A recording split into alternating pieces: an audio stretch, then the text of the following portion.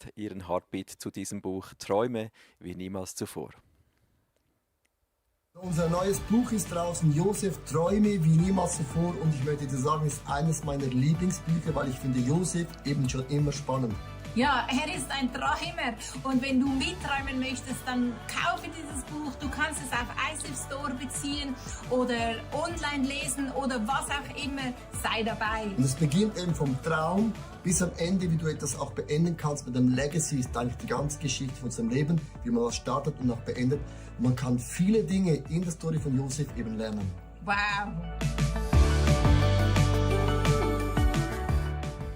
Ja, das neue Buch ist jetzt bereits erhältlich. Besorge dir eins, damit du im Januar so richtig ready bist, mit uns einzusteigen. Beten, Fasten, Gott erleben, das sind unsere Slogans im Januar. Wir werden als erstes eine Gebetswoche haben und dazu wird Irena jetzt gleich direkt mehr erzählen.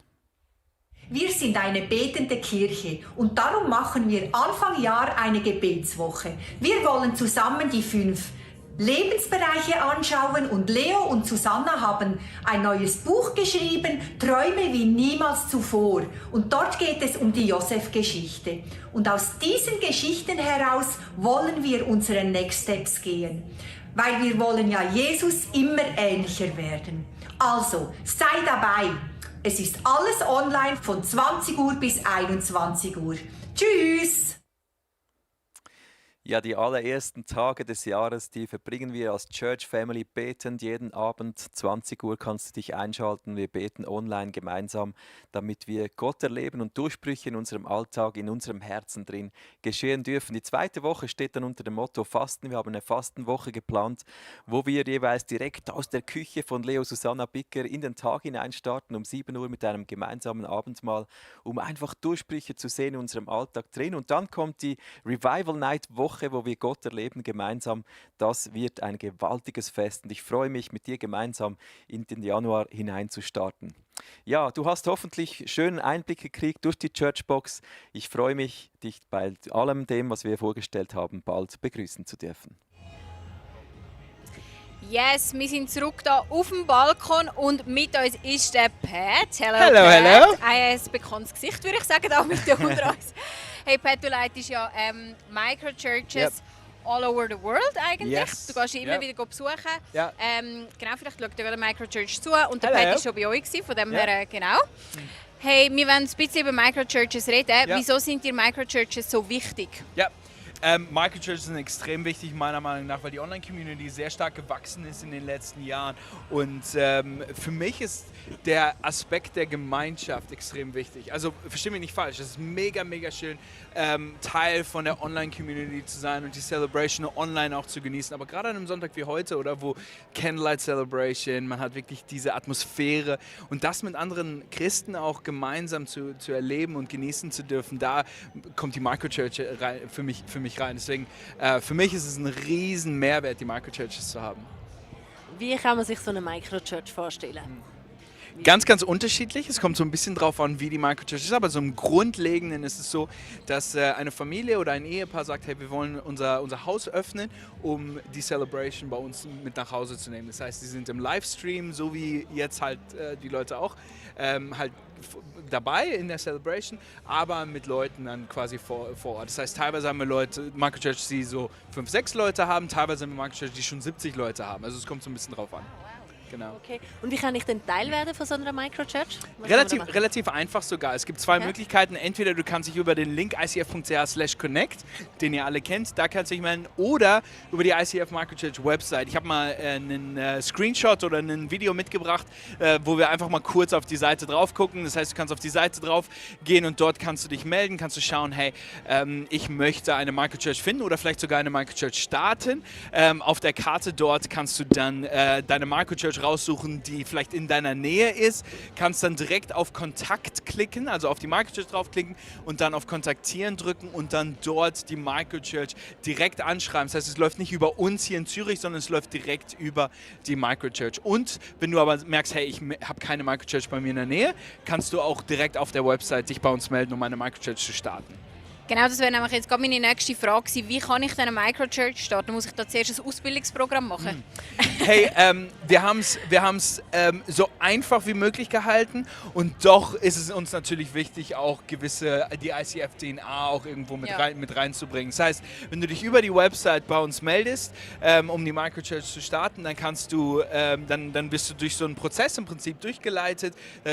Ich und mein Team kümmern uns darum und da gibt es schon gewisse Sachen, das Leadership Training zum Beispiel, wollen wir, dass jeder macht oder die Coming Home Group, einfach um zu verstehen, wie wir als ICF so ticken. Aber man muss jetzt nicht Pastor sein, um eine Microchurch zu starten. Schon mal Glück gehabt. Ja, Das heisst, genau. kann fast jeder starten. Eigentlich schon, schon, genau. Schön. Ja, genau. Hast du irgendwie noch Ort auf dieser Welt, wo du unbedingt willst, Microchurches starten, gründen oder was ist das so für 2024 das Ziel? Ja, also ich habe so ein paar Länder im Kopf, die ich ganz cool finde.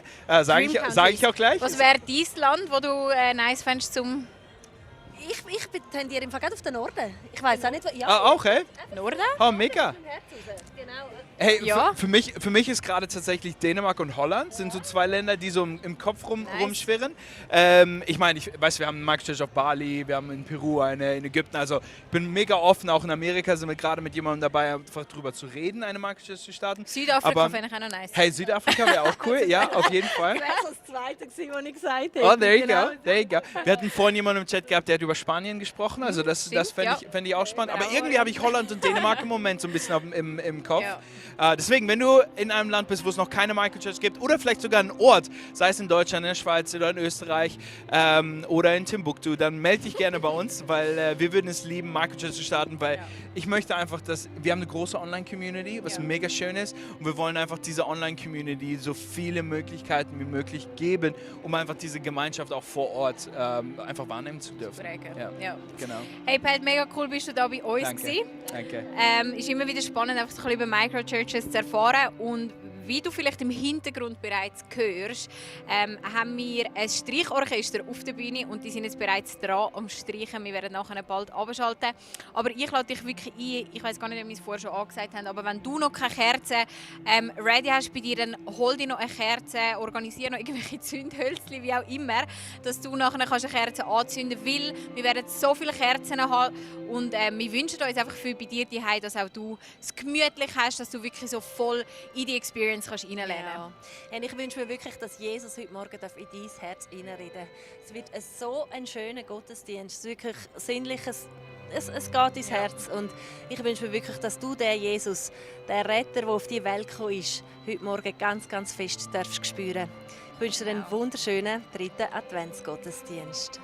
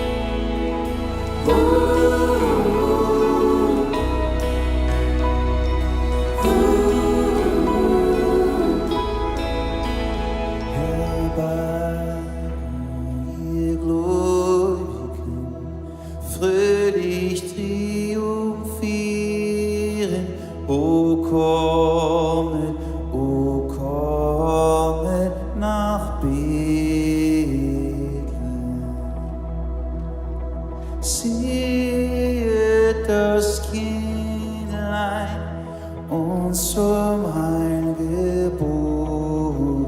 O lasset uns anbeten, o lasset uns anbeten, o lasset uns anbeten, den König, den Herrn.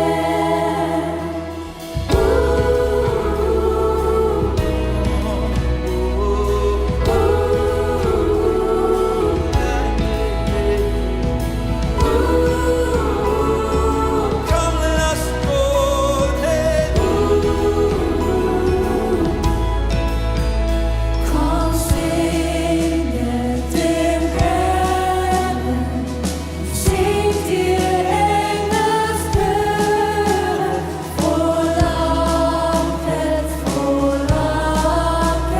ihr Seligen. Ehre sei Gott im Himmel und auf Erden.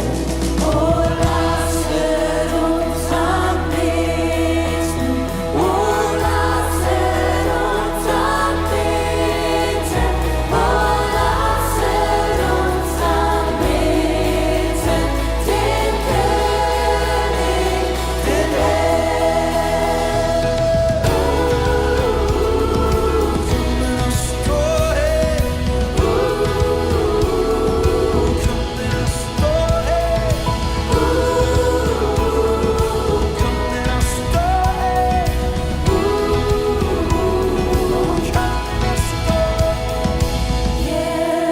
Lord, we greet thee, born this happy morning. Jesus, to thee be our glory given. Word of the Father, now in flesh appearing. Oh, come, let us adore.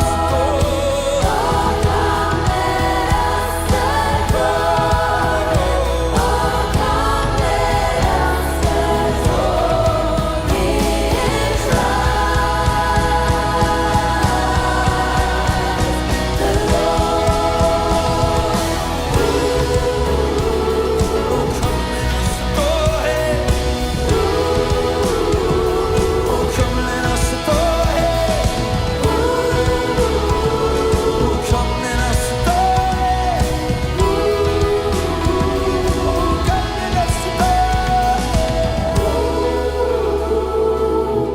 His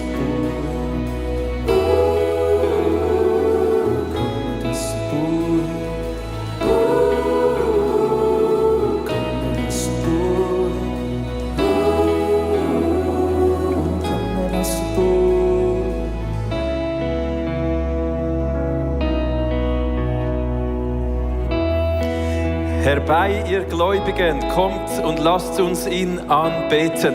So schön, dass du genau das heute gemacht hast, dass du herbeigekommen bist, dass du da gekommen bist. Wir sind in der Candlelight Celebration vom ICF. Schön, dass du da bist, auch wenn du online zuschaust. Schön hast du den Weg gemacht vor dem Bildschirm. Vielleicht bist du immer noch im Bett. Wir sind da herbeigekommen, vielleicht auch irgendwo in einer Microchurch, um dem König Ehre zu geben, um den Jesus anzubeten, der auf die Welt gekommen ist. Und ich lade dich ein, in einem ganz simplen Gebet heute Morgen mit den Augen zu, vielleicht deine Hände ihm entgegenzustrecken. Der als unschuldiges, kleines Kind auf die Welt gekommen ist. Und Jesus, wir sind zusammengekommen heute, um dich anzubeten. Wir sind zusammengekommen aus unseren Umständen. Sind wir rausgekommen, heute Morgen stehen wir vor dich an und sagen, wir kommen raus aus unseren Umständen. Wir kommen raus aus unseren Gedanken, die uns ablenken. Wir kommen raus aus unserem Zuhause und wir stehen vor dich und wir beten dich an. Wir geben dich Ehre. Wir geben dir Ehre, Jesus, dem König, der über allen Königen erhaben ist. Amen. Du hast hier vor Ort unter dem Stuhl ein Kerzchen. Ich nehme auch meins vor. Und Candlelight Celebration bedeutet mit diesen vielen Lichtern, es sind glaube ich etwa 800 Lichter auf der Bühne. Nimm doch das mal vor, wenn du online zuschaust, kannst du auch dein Kerzchen anzünden, wo die Host dir gesagt hat, hol eins. Und wenn wir das anschauen, dann sagt die Bibel über Jesus, in ihm war das Leben und dieses Leben war das Licht für die Menschheit. Das Licht von Jesus scheint in der Dunkelheit und keine Finsternis konnte sein Licht auslöschen. Jesus, wir ehren dich und wer ist für euch ready zu ihm anbeten? Wir gehen in den nächsten Song. Joy to the world. The King has come, the Christ has born, okay? Lass uns ihm einen Applaus geben, Jesus. Wir ehren dich. Joy to the world. Du bist Freude für unser Leben, Jesus. Woo!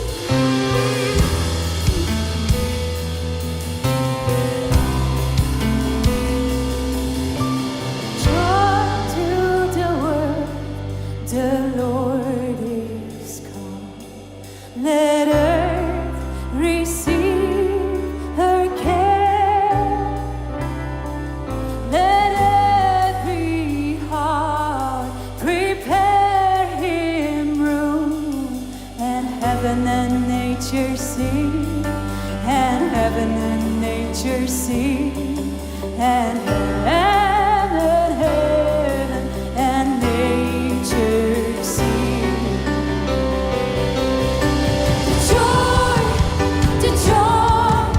The joy of the Lord is my strength. The joy of the Lord is my strength. Whoa, He is my hope. The joy of the Lord is my strength. Whoa,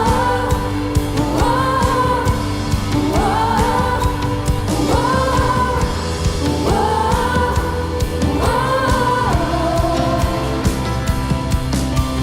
Freue dich fest, dein König kommt. Lass alle Welt es hören.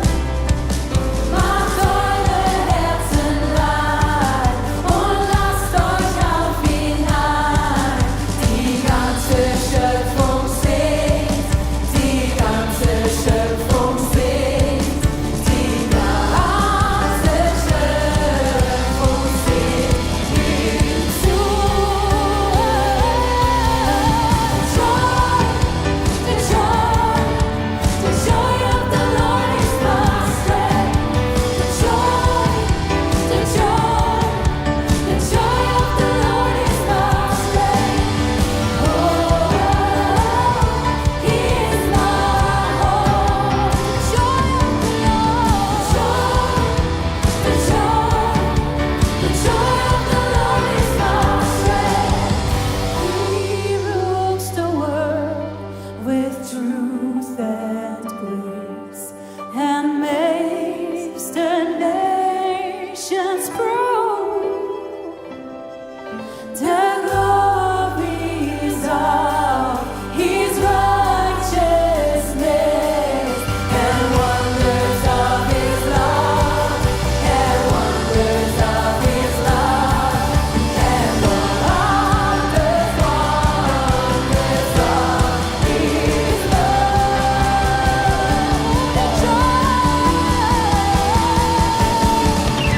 The joy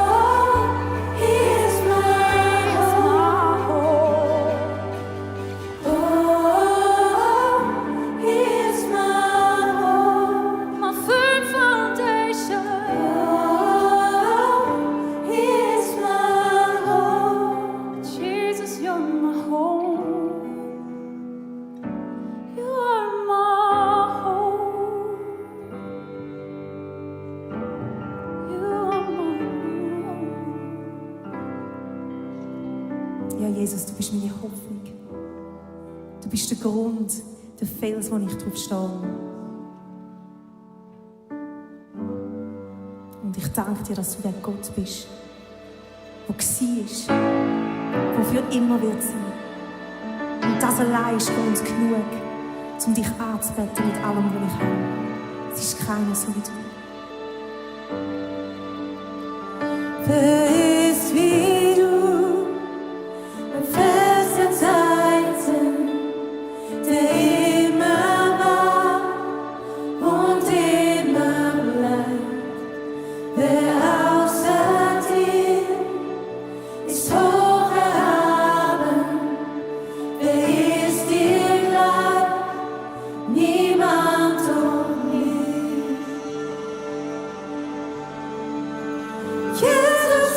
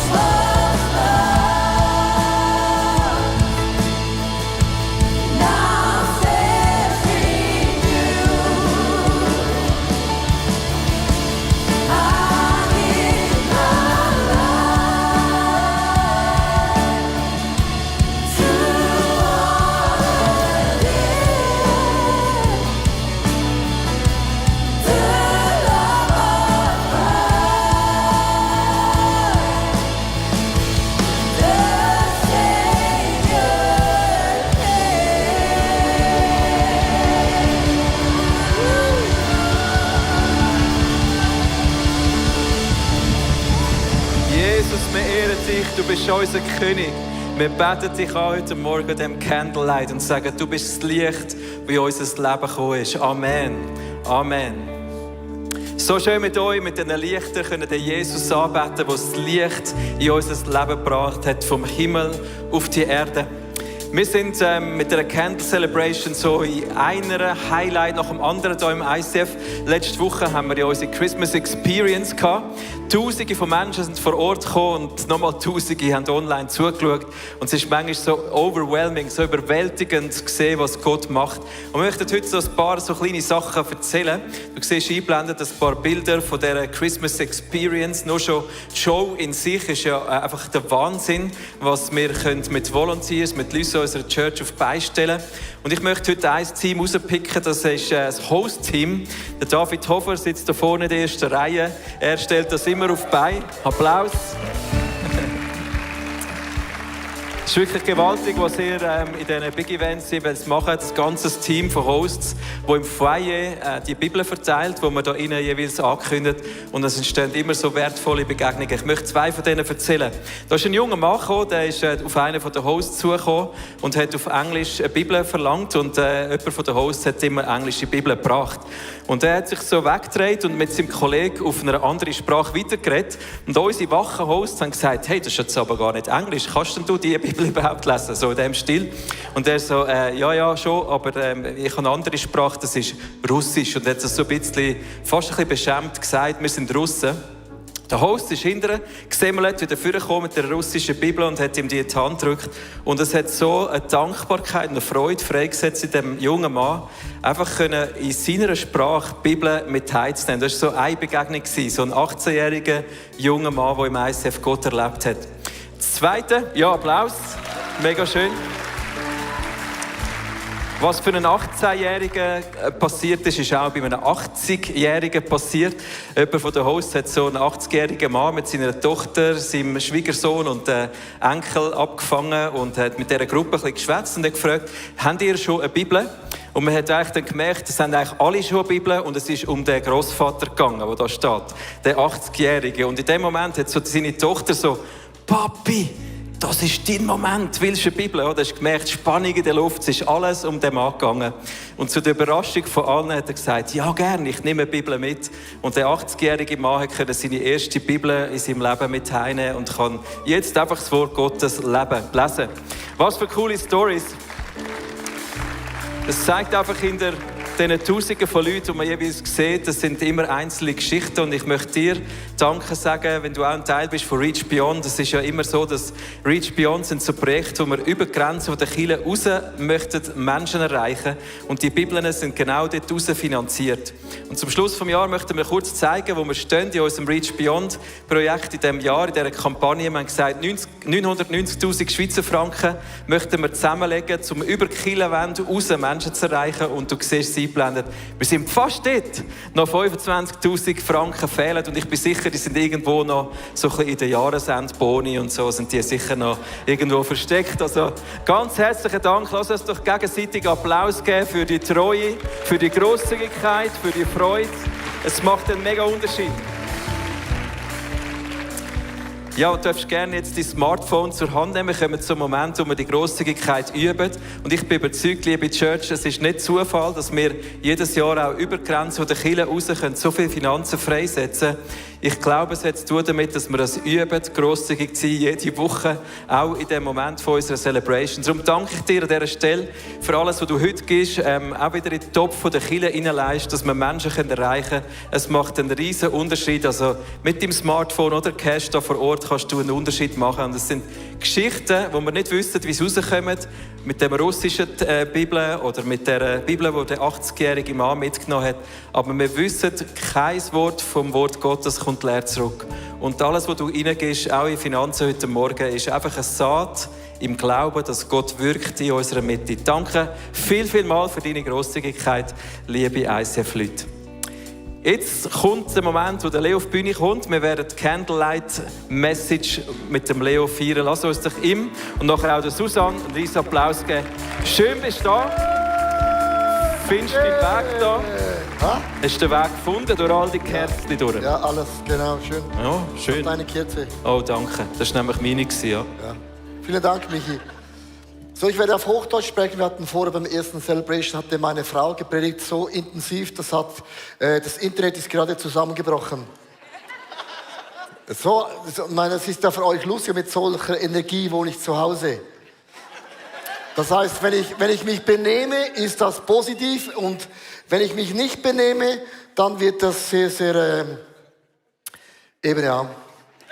So, ich möchte, bevor ich beginne, eine Sache, ich möchte folgenden Leuten Danke sagen. Ich mache das nicht einfach, weil es mein Job ist, sondern ich bin mega, mega bewegt. Ich bin heute Morgen hingekommen und das waren 2, 3 Leute, die haben ungefähr 1000 Kerzen aufgestellt. Jede einzelne Kerze gecheckt, neue Batterie reingetan, angezündet. Und es gibt so viele kleine Details bei uns in der Church. Das ist einfach so normal. Ich denke auch beim Abendmahl. Heute war eine Frau, die hat das Abendmahl alles in Becher frisch einserviert, damit ihr frisches Abendmahl trinken könnt. Und es gibt so viele Details. Wenn man das nicht machen würde, würde man das sehen. Aber wenn das eben so ist, denkt man, das war schon immer so gewesen. Lasst uns den Leuten einfach mal einen Applaus geben. Vielen Dank für das akribische Arbeiten, wo auch immer ihr das tut. Vielen Dank. Hey, und noch by the way, was du heute auf der Bühne gesehen hast, das ist nur ein Teil von unserer Band. Hä? Und das ist so für uns als ICF Zürich, das ist so, das haben wir jeden Sonntag. Und manchmal denke ich, Gott hat uns beschenkt mit so schönen Stimmen, mit so guten Musikern, mit so guten Techniken, mit so guten Leuten, die das Parking einweisen. Ich finde, wir sind so überreich beschenkt, und dass die meisten nicht wissen, ich war der erste Worship-Leader. Also, nein, es ist wirklich krass. Also die Talente in unserer Church, also ich weiß, wie es dir geht, mich bewegt das gewaltig. Vielen Dank. Danke, ja, Applaus, danke. Danke. So, ich möchte heute darüber sprechen, wie führt Gott uns im Leben, also wie würde Gott uns führen. Und ich möchte den Link machen mit der Weihnachtskerze. Hast du schon überlegt, wieso zündet man Kerzen an in der Weihnacht? Ich meine, für die Romantiker, Männer und Frauen macht das Sinn, für die Nicht-Romantiker ist das einfach ausgeworfenes Geld. Aber egal, wo du hingehst auf der Welt, werden Kerzen angezündet als ein Symbol. Ganz, ganz einfach. Es bedeutet nichts anderes. Die Dunkelheit wird nicht mehr unser Leben bestimmen. Das ist ein Statement, dass weder Süchte, noch Gewohnheiten, noch Lebensmuster, noch Flüche, was auch immer, wird nicht mein Leben bestimmen können. Wenn der Sohn Gottes mit dem Licht in mein Leben kommt, dann macht der Sohn Gottes nicht ein bisschen frei, macht nicht ein bisschen Make-up. Wenn der Sohn Gottes uns frei macht, dann sind wir frei für immer. Das ist die Botschaft von Weihnachten. Wir müssen nicht bleiben, wie wir sind. Wir können uns verändern. Amen? Das ist die Botschaft. 2 Dinge. Wir sind gesegnet mit diesem Licht von Gott, um die Dunkelheit wegzudrücken. Und wir sind auch ein Segen für andere Menschen, damit sie nicht in dieser Dunkelheit leben müssen. Ich weiß nicht, wie es dir geht, aber der Gedanke, der Himmel ist nicht irgendwo abstrakt im Himmel. Die Bibel sagt, der Himmel wohnt in mir und in dir. Wir sind ein lebendiges Zeugnis, dass Gott ist gut, dass Gott ist treu, Gott macht Wunder. Und wir haben die Fähigkeit, Menschen zu vergeben, die es eigentlich nicht verdient haben. Wir können das, weil der Geist Gottes sagt, komm jetzt, das kannst du. Und wir haben die Möglichkeit, Menschen zu vergeben, wo Menschen sagen, wie kannst du das bloß machen? Weil sie sagen, der Himmel wohnt in uns und nichts kann uns stoppen in dieser Lebenszeit, weil Gott ist in uns. Wenn Gott für uns ist, wer mag gegen uns sein? Niemand und gar nichts. Hast du auch schon mal den Satz gehört? Bleib so, wie du bist. Oder folge deinem Herz. Ich weiß, was du meinst, bleibe so, wie du bist. Wenn ich mich anschaue und spiegel, fair enough, extrem geil. Nein, hör gut zu. Wenn du diesen Satz sagst, sagst du, alles ist okay. Nach außen kann man ja mit Make-up und Photoshop und Instagram kann man alles faken, oder? Faking until you make it. Aber die Themen, die du innerlich mit dir rumträgst, die sieht niemand. Vielleicht deine Gedanken, deine Gefühle, ich weiß nicht, was du kämpfst, ganz konkret Momente in deinem Leben. aber manchmal nach außen nicht das Gleiche, was innen ist. Und wenn das Reich Gottes, das Erste, was Gott macht, wenn der Himmel in mich hineinkommt, beginnt Gott mich von innen nach außen zu verändern. Und ich liebe den Moment, wo der Geist Gottes seinen Finger liebevoll, kunstvoll, cross, sagt Leo, nicht Houston, Leo, we have a problem. Und ich liebe das, wenn das Reich Gottes beginnt, in mir und nicht dir größer zu werden, merkst du plötzlich, ich bin gesegnet, weil Gott nicht aufhört, an den Themen so lange zu kauen, so lange den Finger drauf zu legen, bis irgendwann du merkst, ich bin frei von diesem Thema, es hat keinen Platz mehr in meinem Leben. Ich stelle mir vor 3-4 Jahren hatte ich noch den Jähzorn. Ist nie mehr gekommen. Jetzt haben es andere Leute bekommen. Aber es ist weg. Und plötzlich merkst du, ich bin ruhiger geworden, sagen die meisten Leute von mir, gelassener geworden. Und ich finde es krass, man muss nicht bleiben, wie man ist, sondern wenn der Geist Gottes das Werk beginnt, er wird es auch zu Ende ziehen. Mit anderen Worten, du bist gesegnet, dass der Himmel wohnt in dir und Gott beginnt die Dunkelheit, was auch immer das ist, in unserem Leben wegzunehmen. Und ich möchte ganz einfach an der Weihnachtsgeschichte erklären, was heißt das, du bist gesegnet? Und du bist ein Segen für andere Menschen. Und was hat es mit dem zu tun, dass Gott mir den Weg zeigt vom Leben? Es beginnt die Geschichte ganz am Anfang. Und ich lese es euch vor. Da steht nämlich in 1. Moses Kapitel 1, Vers 3 bis 5. Da sprach Gott, Licht soll entstehen. Bumm, da haben wir es. Und sogleich strahlte das Licht auf. Gott sah, dass es gut war und er trennt das Licht von der Dunkelheit. Und ganz am Anfang in der Bibel macht Gott klar, die Erde war wüst und leer. Das ist meine Frage, was ist wüst und leer in deinem Leben? Was ist nicht lebendig? Und Gott hat am Anfang gesagt, ich werde die Dunkelheit, die Niederlagen, die Süchte, die Sünde, was auch immer, ich werde es wegpushen. Und Licht bedeutet, nur wo Licht ist, kann etwas wachsen. Und man hat auch den Durchblick und auch den Überblick. Und im Alten Testament sieht man durch das ganze Volk Gottes. Gott hat ein Volk ausgewählt. Ich habe ihn gefragt, wieso hast du nicht Liechtenstein ausgesucht? Nein, Gott hat ein kleines, halsstarkes, stures Volk ausgesucht. Hätte auch die Schweiz sein können. Um uns zu zeigen, wie trotzig wir auch sind. Wie eingefahren, stur und verletzlich wir sind, sagt Gott, ich zeige euch Menschen, ich komme dennoch zum Ziel. Aber vom Volk Gottes siehst du die Treue, die Kraft und die Gnade Gottes. Und die haben dann alle Wunder gesehen und Gott sagt, wenn ihr nachfolgt und die Prinzipien tut, was ich sage, wird das Licht und der Segen und die Gesundheit, wird euer Leben bestimmen, die Güte und die Gnade des Herrn wird nie von euch weichen. Und eines Tages, wie immer, du kennst uns Menschen, haben Leute gesagt, ja, wir brauchen Gott nicht mehr so. Es kam eine Zeit bei Malachi. Und dieses Licht wurde extrem gedimmt. Der glimmende Docht ist fast ausgelöscht. Und das geknickte Rohr ist knapp gebrochen. Und 400 Jahre schweigt Gott. Wenn Gott in deinem Leben schweigt, kann es sein, dass Gott sagt, ich habe so oft an der Türe angeklopft. Okay. Ich warte, bis du merkst, ich sollte mal die Türe aufmachen. In 3 Bereichen haben das Volk von Gott gesagt, wir lieben dich nicht mehr so, andere Dinge sind spannender. Die Hoffnung ist in unserem Leben zerplatzt und der Glaube, dass es besser wird, ist auch nicht gekommen, wie es kommen musste. Also wenn Gott schweigt, kann es sein, es hat mehr zu tun mit unserem Herzen. Aber Gott sagte nicht einfach, okay, ihr seid sture Böcke, überlasse ich euch eurem Zirkus. Nein, er schickt Jesus Christus, den Sohn Gottes, auf die Welt.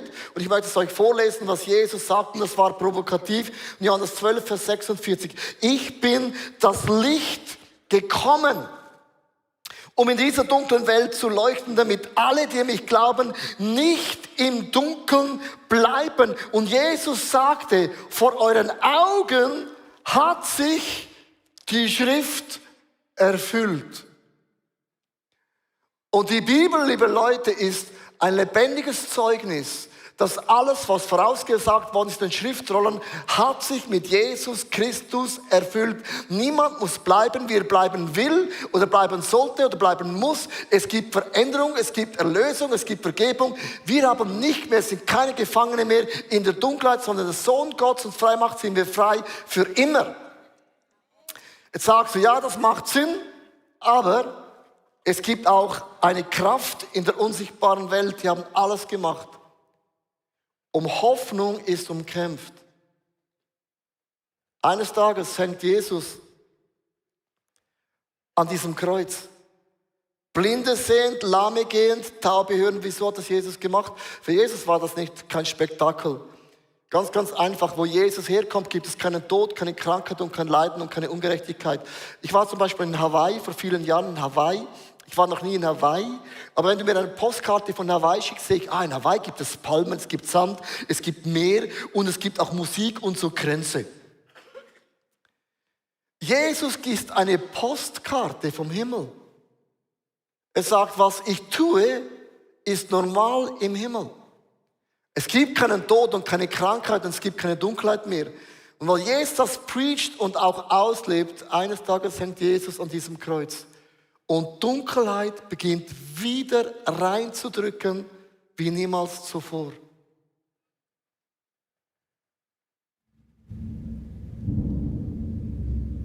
Am Mittag wurde es plötzlich im ganzen Land dunkel. Diese Finsternis dauerte 3 Stunden. Gegen 3 Uhr schrie Jesus laut: Eli, Eli, lema sabachthani. Das heißt, mein Gott, warum hast du mich verlassen? Im selben Augenblick zerriss im Tempel der Vorhang vor dem Allerheiligsten von oben bis unten. Die Erde bebte und die Felsen zerbarsten. Gräber öffneten sich und viele Verstorbene, die nach Gottes Willen gelebt hatten, erwachten vom Tod. Die Dunkelheit drückte rein. In dem Moment war die Story over. Die Jünger liefen nach Hause, the show is over. Das Licht, das Hoffnung bringt, weg. Und alle Voraussagen von Jesus, dass er das lebendige Wort ist, jedes Wort der Schrift hat sich erfüllt, wurde in dem Moment geschlossen. Und Dunkelheit beherrscht alles. Jesus steht nach 3 Tagen von den Toten auf. Er begegnet Menschen. Die ersten Jünger treffen sich im oberen Raum und sie beten für einen Neuanfang. Und auf einmal kommt Feuer vom Himmel. Und Menschen werden angezündet. Hunderte, Tausende von Menschen überall auf der ganzen Welt werden zu einem Zeugnis, dass Gott ist das Licht, ich bin der Himmel. Und plötzlich in Afrika, in Australien, in Amerika, in Alaska, sogar in Wallisellen, egal wo du hingehst, du kannst das Licht der Christen nicht mehr stoppen. Du kannst den Glauben an Jesus verbieten. Du kannst diese Lichter nicht mehr auslösen, weil wir bringen den Himmel auf diese Erde. Es ist Weihnachten. Und ich möchte dir sagen, du prägst dein Umfeld.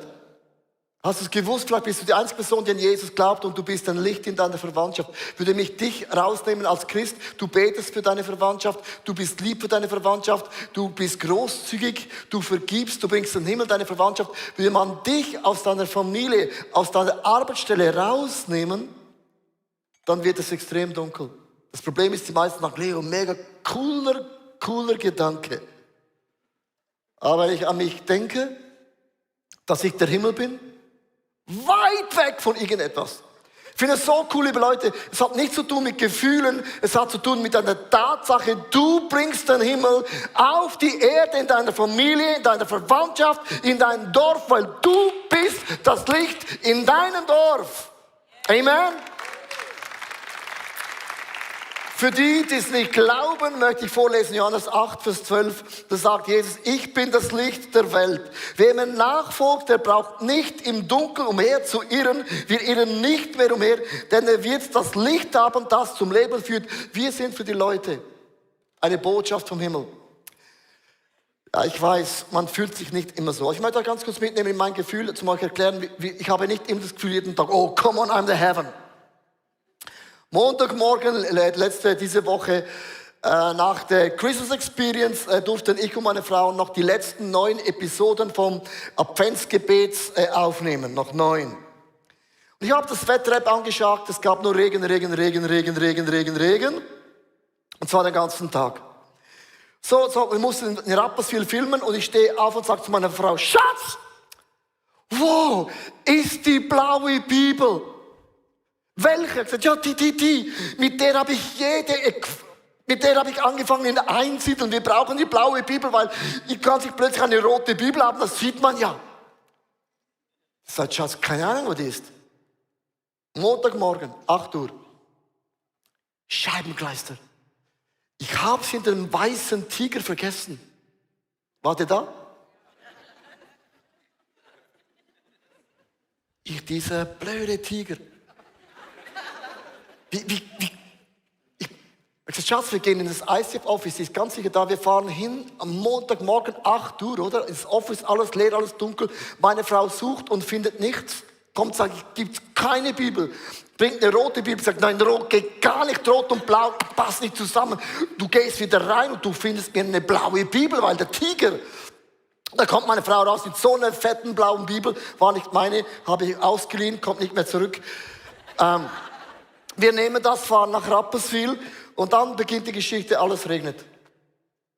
Wir haben den ganzen Tag improvisieren müssen. Und wenn du mir heute sagst, Leo, du bist das Licht, du bist der Himmel am Montagmorgen, ich sage, ja, ist schon gut. Der Löwe hat meine Bibel geklaut und dann regnet es den ganzen Tag. So waren wir in Rapperswil, wir mussten alles ändern, den ganzen Tag. Change is my best friend.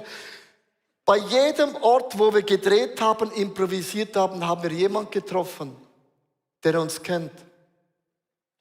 Dann gingen wir in den Wald, weil wir haben gedacht, im Wald ist es ruhig. Und dann war jemand im Wald, hat den Staub weg, also die Laubbläser weggebläst. Es war so lärmig. Ich habe gedacht, welcher Pflock geht im Wald? Und wir sind da im Wald und plötzlich kommen 2 Frauen mit Hunden. Und sagt dann, oh Leo, was machst du im Wald? Ich habe gesagt, ja, das ist eine gute Frage. Dann sagt sie, das ist meine Freundin. Die wollte ich einladen in Christmas Experience, sie kam nicht.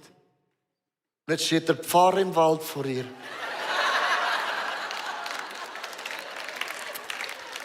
Wenn du nicht kommst, ich werde dich im Wald besuchen. Dann habe ich gesagt, ja, ich bin der Pfarrer, blondierte Haare, aber da kommt meine Frau, das ist noch das bessere Teil. Und wir haben jeweils ein bisschen gesprochen und am nächsten Ort wieder, egal wo wir hinkamen, haben wir jemanden getroffen, war eine Ermutigung. Weißt du, wie ich mich gefühlt habe Montagmorgen um 8 Uhr? Ja, der Himmel wohnt in mir. Scheiß Tiger hat meine Bibel geklaut. Ich muss alles ändern und es regnet den ganzen Tag. Und ich war nass von oben bis unten den ganzen Tag. Und ich möchte dir sagen, oft hast du das Gefühl, ich bete seit 10 Jahren, es bewegt sich gar nichts in meiner Familie. Und jetzt sagt sie mir noch, ich bin der Himmel. Wenn man mich wegnehmen würde, würde das Tragische, nehme ich weg, es würde sich nichts ändern. Ich möchte dir sagen, das Wort, das du verkündet hast, kommt nie leer zurück. Es ist nur eine Frage der Zeit, bis es aufgeht. Und ich möchte dir heute sagen, das hat nichts zu tun mit Gefühlen. Ich war die erste Person in meiner Verwandtschaft, die an Jesus glaubte. Ich war die erste Person, die heimlich unter Bettdecke die Bibel gelesen habe. Und irgendjemand ist die erste Person. Und Jahre später habe ich die Früchte sehen kommen. Und ich möchte dir sagen, gib nicht auf. Du machst mit deinem Leben, ob du fühlst oder spürst oder was immer, einen gewaltigen Unterschied. Amen. Das Dilemma, dass wir alle drin sind, ich möchte euch eine Grafik zeigen, haben ein Dilemma. Ihr kennt dieses Dilemma, ich habe ein Foto mitgebracht, eine Grafik, so, das bist du. Es gibt keinen Menschen ohne Träume, ohne Visionen, ohne Leidenschaft. Wir alle haben die Sehnsucht, etwas mit Gott zu bewegen. Ich kenne keinen Menschen, der sagt, hey, ich möchte aufstehen, ich möchte heute richtig versagen. Ich möchte alles falsch machen, was man falsch machen kann. Ich kenne niemanden, der so denkt. Und auch wenn du so denkst, du denkst nicht so. Sondern man hat einen Traum und eine Vision. Ich habe ein Bild mitgebracht, du hast Visionen, Träume, Leidenschaft. Ist immer höher, als was du jetzt drin lebst, oder? Und nach 5, 6, 7 Jahren sagst du, ja, ich habe einen Traum. Da oben. Und irgendwann gibt man auf und merkt wieder, man ist ja wie alle anderen. Die hatten auch mal geträumt. Die hatten auch mal geträumt von einer Familie und Ehe. Jetzt sind sie verschieden, aber auch geschieden. Und plötzlich bist du da unten angekommen. Und dann entsteht ein Wort, man ist enttäuscht und auch gewaltig frustriert. Und ich begegne mega vielen Menschen, die gläubig sind, die gehen in die Church, die schauen nach Online, Microchurch, was auch immer. Du bist das Licht, du weißt das, aber innerlich bist du extrem enttäuscht und auch frustriert, weil gewisse Dinge nicht so gekommen sind, wie du gedacht hast, sie müssen kommen. Das Problem ist, Gott gibt uns ein Wort, wir sind prophetisch unterwegs, oder wir nehmen dieses Wort und das Wort stimmt auch. Zum Beispiel vor vielen Jahren habe ich das Wort gehört, du bist ein Evangelist. Und ich habe gedacht, wo Evangelist, das kennen nur 2. Der Rainer Bonke, der füllt Stadien mit Millionen, da gehe ich auch hin, mein Name ist Programm. Und dann Billy Graham. Und mein Bild war gewesen, ich bin ein Evangelist, ich werde Stadien füllen, auf der ganzen Welt rumreisen. Das war mein Bild und das war meine Erwartung. Weißt du, was ich meine? Und eines Tages hat Gott zu mir gesagt, übernimm das ICF. Ich habe gesagt, oh, du machst Witze. Das ist das Gegenteil von einem Evangelist. Ich hüte deine Schafe. Ich glaube, es gibt bessere Hirten als ich. Und ich habe 5 Jahre gelebt mit einem Fragezeichen. Das ist nicht das, von dem ich glaube, wo ich hingehöre. Kennst du diese Spannung? Wo dann nach 5 Jahren wir das erste ICF gegründet haben in Basel, dann in München, dann überall die ersten 10 ICF hat Gott zu mir gesagt, Leo, mach mal deine Augen auf. Statt dass du gehst in die Städte und predigst das Evangelium, ist in München der Tobias Teichen und in Karlsruhe die Becks und in Basel sind da dazu mal der Manuel und diese Leute. Statt dass du gehst, werden Leute gehen und du hast eine Multiplikation, du wirst ein Evangelist sein durch Church Planting. Und ich habe 5 Jahre gelebt mit diesem, kennst du das? Enttäuschung, Frust. Es ist nicht das, was Gott gesagt hat. Das Problem ist nicht, was Gott sagt, das stimmt, aber wie ich es interpretiere, das ist ein Riesenproblem. Und viele von uns interpretieren etwas und Gott sagt, du hast richtig gehört, aber wie es du auslegst, wird nicht so kommen. Und ich möchte das mit meiner Frau zu Ende bringen. Wie kann man den Segen Gottes haben und man drückt die Dunkelheit weg, weil die Bibel sagt im Psalm, und ich möchte mit dem es erklären, 119, Vers 105, dein Wort ist wie ein Licht in der Nacht, das meinen Weg erleuchtet. Also wenn ich jetzt dir sage, du bist gesegnet, okay. Du drückst die Dunkelheit weg, okay. Aber jetzt ist die Frage, was ist der nächste Schritt? Und was Gott nie macht, er zeigt dir nie die nächsten 5 Jahre. Ach, das macht er einfach nicht. Ich habe ihn gefragt, wieso? Er hat gesagt, nee, mach ich nicht. Weißt du, was Gott macht? Das Wort Gottes beleuchtet den nächsten Schritt. Und das kann ein Wort sein, ein Bibelvers, ein Gedanke, ein Traum, eine Zusage. Du hast eine Zusage seit 5 Jahren und Leute sagen, was ist dein 5-Jahresplan? Und du sagst, hätte ich auch gerne. Aber Gott macht nicht mit. Er hat gesagt, ich habe einen Plan. Fragen Leute, was? Ein Wort. Gib nicht auf. Gut, sind 3. Wie schön. Gottes Licht leuchtet in deine und in meine Beziehungen. Ich weiß nicht, ob du die Christmas Experience gesehen hast, aber letztes Wochenende ist mir die Geschichte von Josef nochmal so richtig nahe gekommen.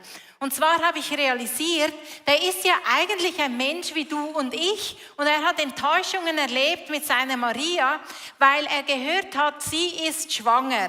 Also da taucht ein Problem auf, ein natürliches Problem und er antwortet darauf auch wie ein natürlicher Josef. Er will seine Verlobte verlassen. Und ich habe noch nie so realisiert, dass der Josef ja so ein natürlicher Mensch mit natürlichen Problemen war, wie du und ich es sind. Und weil ich das so realisiert habe, wie natürlich eigentlich der Josef ist mir so eingefahren, wie übernatürlich das Gottes Licht in seine Situation hineingeleuchtet hat.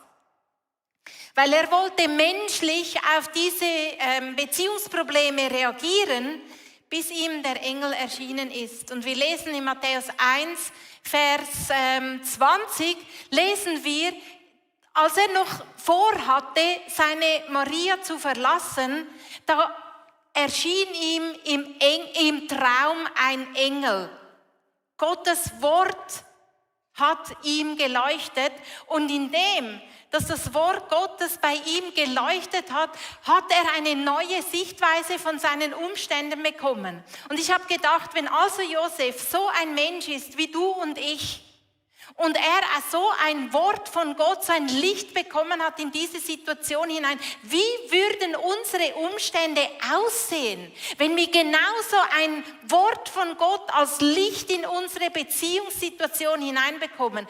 Ich weiß nicht, wo du in einer Herausforderung stehst in deinen Beziehungen, vielleicht am Arbeitsplatz, vielleicht mit deinen Kindern, vielleicht ebenso in deiner Ehe mit deinem Partner. Was würde sich ändern, wenn du genauso wie Josef so ein erleuchtetes Wort von Gott bekommen würdest?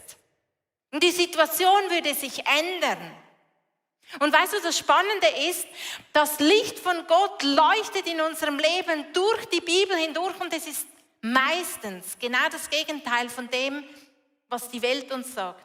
Die Welt sagt zum Beispiel, hilf dir selbst, dann hilft dir vielleicht Gott. Aber die Bibel sagt, wer der Größte sein will, der soll allen anderen dienen. Die Welt sagt, wie du mir, so ich dir. Aber die Bibel sagt, das Licht von Gott leuchtet in unserem Leben und sagt, hey, liebet eure Feinde, tut denen Gutes, die euch hassen. Und ich habe erlebt, ganz persönlich, was für einen Unterschied das es macht, wenn das Licht von Gott in unserem Leben leuchtet. So mit einem Satz. Also Lea und ich waren ja die letzten Wochen unterwegs und als wir zum 3. Mal umgezogen sind sozusagen und dann im Mittleren Osten angekommen sind, sind wir spazieren gegangen und ich fand es extrem schwierig. Neue Atmosphäre, neuer Ort, ich kenne nichts, weißt du, man spürt einfach, man ist da nicht zu Hause. Und das ist ein Gefühl, das habe ich nicht so gerne. Und ich war müde, der Flug war viel länger, als ich mir vorgestellt hatte. Und wir sind da laufen gegangen und Leo neben mir, der ist aufgeblüht wie eine Blume. Und schau mal die Gebäude und schau mal die Lichter. Und ich habe nur gesehen, dass der Park, wo wir durchgehen wollten, abgesperrt ist. Wir mussten an der lauten Autostraße gehen und. Also auf Deutsch gesagt, ich war schlecht gelaunt. Und dann nebendran noch so ein Mann, der da so aufblüht. Und ich habe gedacht, Mann, wieso kann ich nicht auch so aufblühen wie er? Und dann kam das Licht von Gott wie eine Erleuchtung. Und ich hatte das Gefühl, dass Jesus mir sagt, stell dir mal vor, wenn dein Mann jetzt neben dir auch so schlecht gelaunt wäre wie du. Und dann habe ich gedacht, oh du meine Güte, das wäre eine glatte Katastrophe. Und dann konnte ich so dankbar werden in meinem Herzen, dass wenigstens eine von zwei eine gute Laune hat. Und ehrlich gesagt, so ein Licht von Gott brauchen wir in unserem Leben. Egal in welcher Beziehungssituation dass du drin bist, das gibt dir eine neue Sicht und das steht jedem von uns zur Verfügung. Wenn wir ihn fragen, Gott im Himmel, ich brauche ein Wort, zeig mir den nächsten Schritt. Das ist Gottes Licht in unseren Beziehungen. Gottes Licht ist auch verfügbar auf unserem Lebensweg. Ich habe gestaunt, als ich in der Apostelgeschichte gelesen habe, im 1. Kapitel, dass die Jünger, nachdem Jesus ja gestorben war, auferstanden, haben sie gedacht, jetzt Jetzt kommt der Retter und jetzt wird wahr, was im Jesaja prophezeit ist. Jetzt, kommt es jetzt, haben sie Jesus gefragt, kommt es jetzt, dass du den Königsthron wieder einnimmst? Kommt es jetzt, dass du Israel wieder zusammenführst? Kommt es jetzt, dass da wieder ein König regiert und die Herrschaft übernimmt? Kommt das jetzt, Jesus? Und ich weiß nicht, was für eine Frage das dir auf dem Herzen brennt oder auf der Zunge. Die Jünger haben die Frage gestellt und Jesus hat die Frage nicht beantwortet. Er hat gesagt, wisst ihr, das weiß allein Gott. Aber er hat ihnen eine Zusage gegeben. Er hat gesagt, aber ihr werdet die Kraft des Heiligen Geistes empfangen. Und das ist alles, was ihr jetzt wissen müsst. Nicht das ganze Bild, das ganze Verständnis, das haben wir jetzt bekommen, weil wir schon viel weiter sind in der Geschichte. Sie haben genau gewusst, sie werden die Kraft des Heiligen Geistes empfangen und sie werden seine Zeugen sein. Und damit ja eigentlich genau das Reich aufbauen, wo sie gefragt haben, kommt das jetzt? Manchmal ist es ein Wort, das du bekommst. Das Licht Gottes, das in deinen Umständen leuchtet. Und es ist genug. Wir müssen nicht immer die ganzen Fragen beantwortet haben, aber dieses eine Licht, das aus seinem Wort kommt, ist genug. Vielen Dank. Applaus, vielen Dank.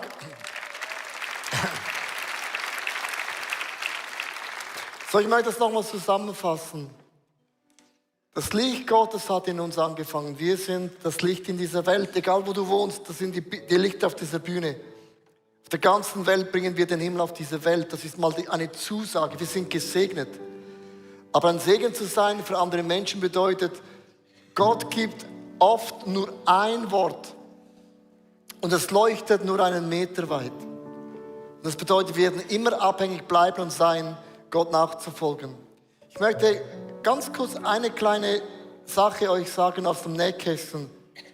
Ich habe ja seit es mich gibt, ich bin wie der Mond. Wenn er zunimmt, nehme ich auch zu. Wenn er abnimmt, dann soll er doch. Nein, seit Jahren ist Ernährung in meinem Leben ein krasses Thema. Ich sage mal, das ist nur ein Thema. Also ja. Und ich hatte vor ein paar Monaten ein Wort bekommen und jetzt denkst du, wenn du Ernährungsberaterin bist, denkst du, okay, ich soll am Sonntag keinen Kaffee mehr trinken und kein Brot mehr essen. Und ich habe gedacht, ja, wird man dann so schlank? Und dann habe ich das gemacht und am ersten Sonntag habe ich gemerkt, ich trinke an einem Sonntag Backstage etwa 7 bis 8 Kaffees. Also ich bin hypernervös, weil ich habe einen Over-Koffeinschub. Und ich esse ungefähr 7 bis 8 Stücke Brot, weil dieses Brot da hinten ist genau mein Geschmack. Seit jeden Sonntag trinke ich Pfefferminztee. Aha. Der macht mega ruhig. Muss immer aufs Klo. Immer. Der treibt wie verrückt. Und ich esse kein Brot mehr. Und das hört sich jetzt mega einfach an. Das heißt, von 7 Tagen ist einen Tag, habe ich schon keine Kohlenhydrate. Ja, was isst man dann? Und ich habe gemerkt, ich esse zu wenig Proteine. Und manchmal ist ein Wort von Gott, mag eine Lachnummer sein. Leute sagen, also, willst du so abnehmen? Es beginnt mit einer Sache. Wenn du das mal durchziehst, wirst du merken, das eine gibt das nächste. Und so beginnst du mit Gott in deiner Ehe, in deiner Familie, in deiner Gesundheit, mit deinen Finanzen, was auch immer, gewaltige Fortschritte zu machen. Du wirst ein Segen werden, auch für andere Menschen. Und ich möchte heute nach diesem Song beten, was ist das eine Wort, das Gott dir gibt? Ein Wort. Und du wirst mit diesem Wort nach Hause gehen heute und du wirst es bewahren wie Maria.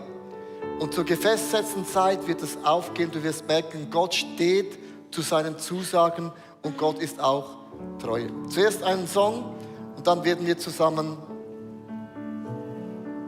beten. Seid ihr ready?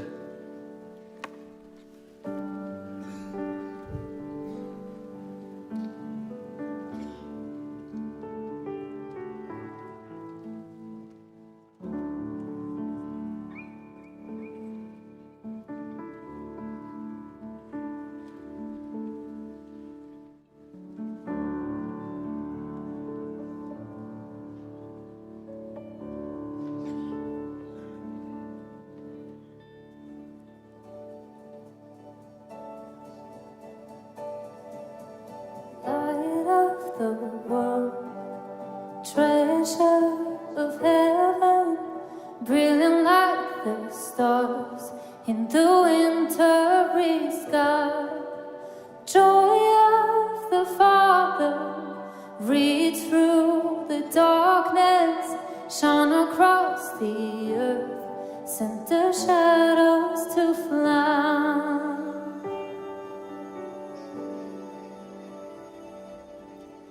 Light of the world, from the beginning, the tragedies of time were no match for your love.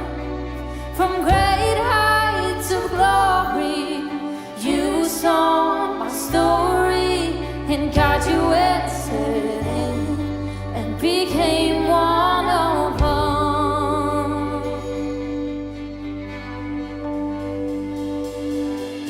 Sing hallelujah, sing hallelujah, sing hallelujah for the things He has done.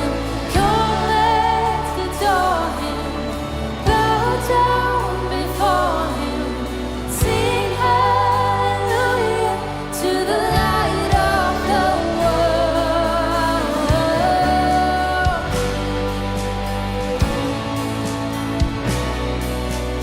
Light of the world, crowned in a manger, born for the cross, to suffer, to save. High King of heaven, death is the pourer, and we are the richer by the price that He paid. Sing hallelujah, sing hallelujah, sing hallelujah for the things He has done. Come, let's adore Him, bow down before Him. Sing hallelujah to the light of the world. You're the light of the world, light of the dawn, light of the world.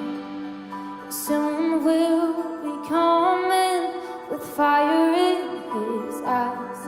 He will ransom His own.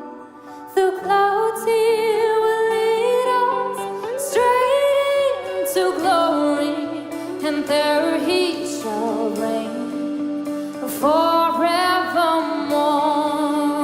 Oh, forevermore. Sing hallelujah, sing hallelujah, sing hallelujah for the things He has done. Come, let's adore Him, bow down before Him. Sing hallelujah to the light of the world. You're the light of the world. You're the light of the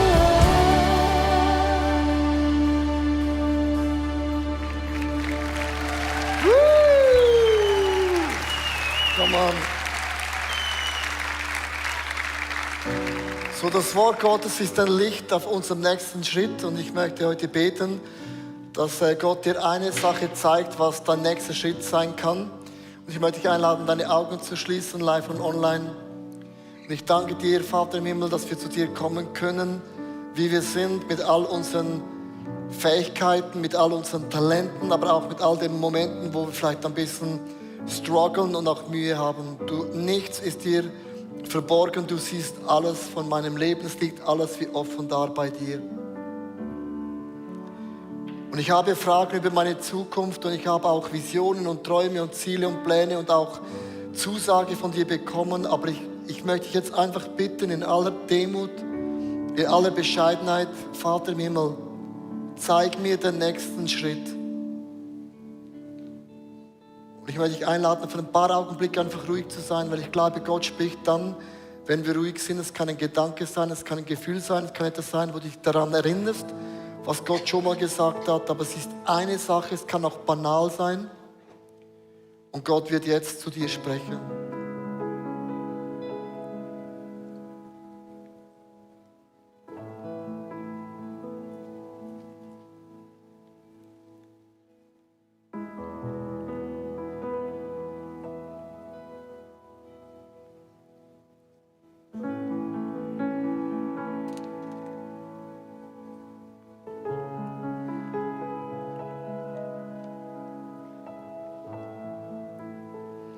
Und als Maria das eine Wort hörte, du wirst den Sohn Gottes auf die Welt bringen, sagt die Bibel, Maria behielt das Wort in ihrem Herzen. Sie hat das aktiv bewahrt, beschützt, auch verschlossen.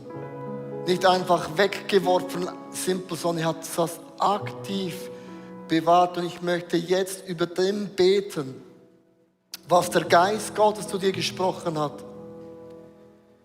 Ich segne jetzt dieses Wort im Namen des Vaters, der allmächtige, allwissende und allgegenwärtige Gott im Himmel. Ich segne dein Leben auch in der Liebe von diesem Sohn von Jesus Christus, der an meiner Stelle am Kreuz starb.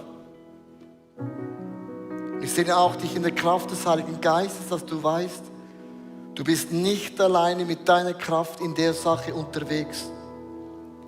Auch da, wo du gerne den nächsten Schritt noch weiter sehen würdest, genügt dieses eine Wort, trägt dich das eine Wort und wird dich auch dahin bringen, wo Gott dich bestimmt, gesetzt und auch berufen hat. Weil nichts wird das, was Gott vorhat, geplant hatte und geplant hat, nichts wird das stoppen können, weil Gott öffnet Türen. Und Gott verschließt Türen.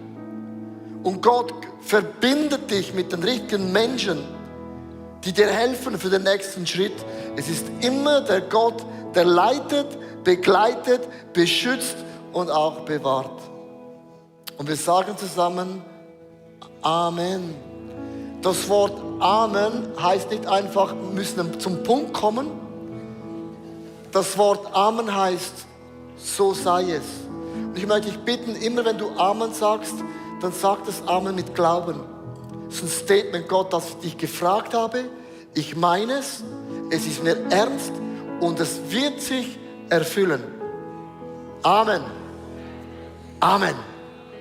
Amen. Darum Amen. Amen. Schönes Amen. Amen. Komm, lass uns doch nochmals aufstehen und diese zwei Lieder unserem Gott singen und ihm die Ehre geben für das, dass er das Licht der Welt ist und dein und mein Licht.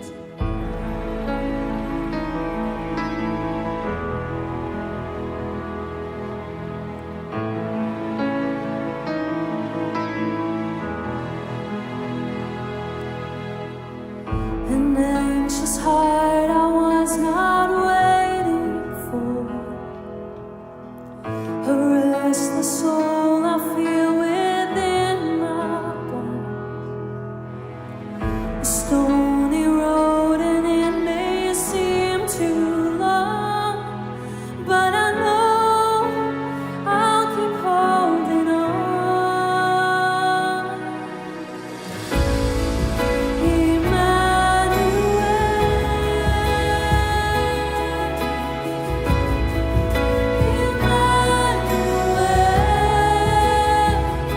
You will never leave, and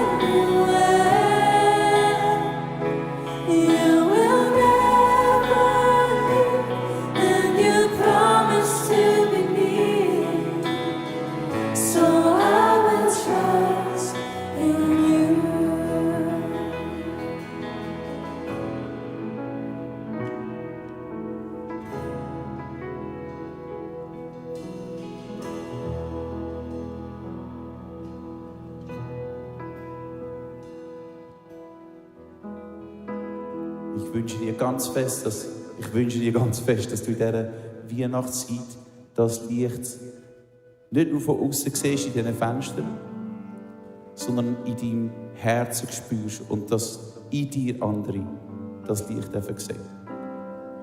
Und so, wenn wir den letzten Song singen von dieser stillen Nacht, dieser heiligen Nacht, wo der Retter geboren wurde, ist, dann, wenn du bist wie ich und der ganze Kitsch ist dir manchmal ein bisschen zu viel, dann würde ich dich bitten, mit mir zusammen, lass uns eine neue Sicht haben, diese Weihnacht. Nämlich nicht von einem kleinen Baby, das geboren wurde ist und so herzig ist, sondern das ist dein Retter. Das ist dein Licht. Das ist das Licht, das deinen nächsten Schritt erhält. Stille Nacht.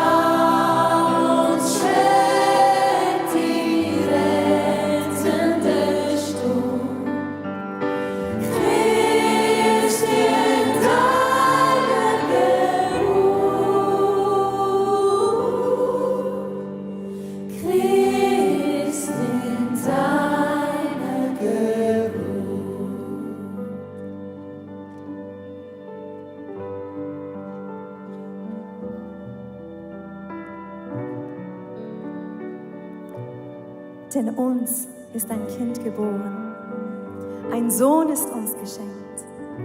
Er wird die Herrschaft übernehmen. Man nennt ihn wunderbarer Ratgeber, starker Gott, ewiger Vater, Friedensfürst. Er wird seine Herrschaft weit ausdehnen und dauerhaften Frieden bringen. Auf dem Thron Davids wird er regieren und sein Reich auf Recht und Gerechtigkeit gründen, jetzt und für alle Zeit.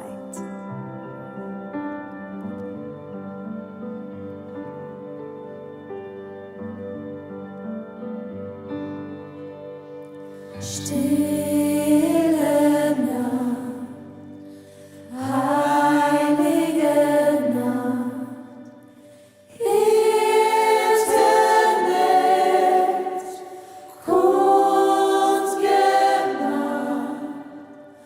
durch den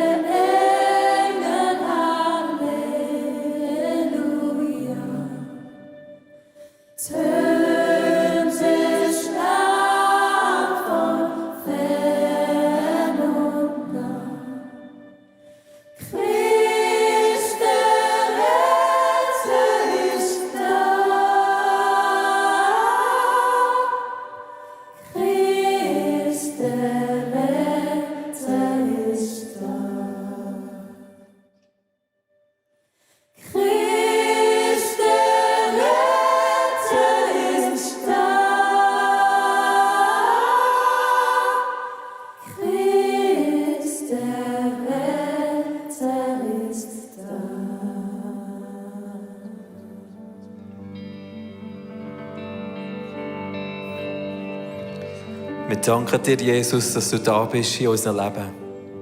Immanuel heisst, Gott ist mit uns. Und gleich wie die Lichter, die brennen, die Lichter, die vielleicht sogar in unserer Hand sind, Jesus, so leuchtest du in unser Leben hinein. So nehmen wir dich mit in unseren Alltag und tragen dein Licht raus in unser Umfeld. Wir ehren dich, Jesus, dass die Bewegung, die du gestartet hast vor über 2000 Jahren, dass sie lebendig ist in uns. Und dass du die Hoffnung in uns setzt, dass wir das Licht in die Welt weitergeben dürfen. Durch deine Kraft. Amen. Amen. So schön. Amen. Ja, was für ein besinnlicher Gottesdienst wir heute Morgen hatten, mit so vielen Kerzen. Ja, es hat wirklich so viele schöne Momente gehabt. Es ist ein Element nach dem anderen, hat einfach zusammengepasst, habe ich gefunden, heute in dieser Celebration. So schön gewesen. Und ich möchte dich ermutigen, wenn du noch ein Gebetsanliegen hast, wenn du vielleicht merkst, hey, ich brauche Gebet in meinem Leben und ich brauche Hilfe, Menschen, die für mich mitbeten. Oder vielleicht hast du auch eine Gebetserhörung, wo du schon jahrelang dafür gebetet hast. Dann schreib uns das auch unbedingt, weil das ist mega ermutigend. Und du siehst den Link unten eingeblendet, dann schreib uns einfach unbedingt. Wir beten sehr gerne für dich. Jawohl. Ja, wenn du allgemein einfach mit uns in Kontakt treten willst, wenn du Fragen hast an uns, wenn du eine Small Group oder vielleicht sogar eine Microchurch suchst, dann melde dich bei uns. Auch unten das Kontaktformular ist eingeblendet. Ja, du kannst dich einfach auch an uns wenden und wir geben dir gerne eine Antwort. Genau. Ja, jetzt laden wir dich herzlich ein für unsere Hour of Prayer, die am Dienstagmittag jede Woche stattfindet, auch hier auf YouTube. Wir werden mit Gebet einfach das Thema von der Message noch ein bisschen vertiefen und zusammen beten. Das heisst, wenn du am Dienstagmittag nichts los hast, dann klick dich unbedingt auf YouTube ein. Ja, hey, und jetzt bleibt uns nicht anders. Wir wünschen dir noch einen wunderschönen dritten Advent. Wir wünschen dir wirklich Gottes Segen und ja, ich will dir einfach sagen, bis das Licht in dieser Welt, das Licht, das wir heute davon gehört haben. Genau. Alles Gute, Gottes Segen. Und nächsten Sonntag, ja, ist ein Weihnachtsgottesdienst und das hätte ich jetzt im Fall schon fast vergessen vor lauter Weihnachten. Nein, also nächsten Sonntag ist ein Gottesdienst, ein Weihnachtsgottesdienst mit dem Michi und der Sarah Sieber. Es wird nochmal einmal weihnachtlich, es ist der 24. Dezember und verpasst das nicht. Genau. Bis dann. Ja. Tschüss zusammen. Tschüss. Ein wunderbares Sonntag. Bis nächstes Mal.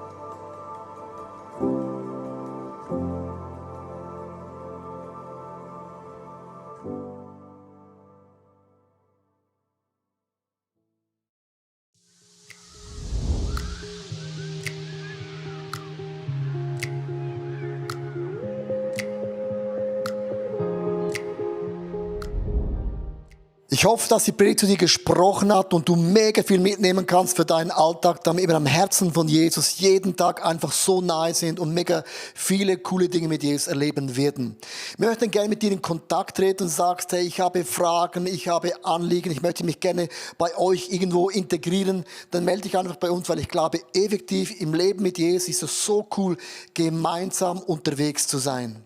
Ja, unsere Leidenschaft ist es, dass wir Menschen positiv aufblühen sehen durch die Kraft von Jesus Christus und sehen, wie sie auch ihr Umfeld verändern. Und wir laden dich von Herzen ein, Teil von dieser Vision zu sein. Wir haben Hunderte von Mitarbeitern, Menschen, die unsere Kirche unterstützen mit Gaben, Fähigkeiten und auch mit unseren Finanzen. Und ich danke dir von ganzem Herzen, wenn du ein Teil von dieser Vision bist, auch mit deinen Finanzen. Ja, abonniere doch unseren Kanal, damit du immer den neuesten Content bekommst und informiert bist, was Gott alles macht durch unsere Church. Und es würde uns mega, mega freuen. Also bis zum nächsten Mal. Gott bless you und ciao zusammen.